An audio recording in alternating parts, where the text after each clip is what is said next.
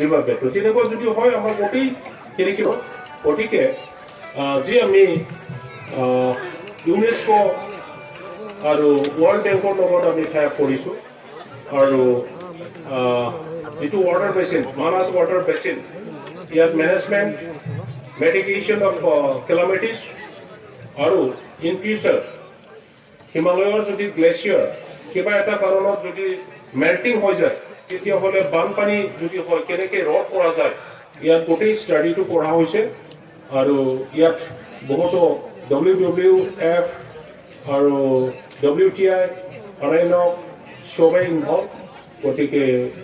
এই কামটো আমি সোনকালে যদি কৰিব পাৰোঁ তেতিয়াহ'লে গোটেই এই অঞ্চলত ৱাটাৰ বেস্ট যি মেনেজমেণ্ট কৰিব লাগে সেইটো আমি কৰিব পাৰিম উইথ কোলাবৰেশ্যন উইথ ভূটান গভৰ্ণমেণ্ট তো এইটো হৈছে এতিয়া স্পটেড ডিয়াৰটো আপোনালোকে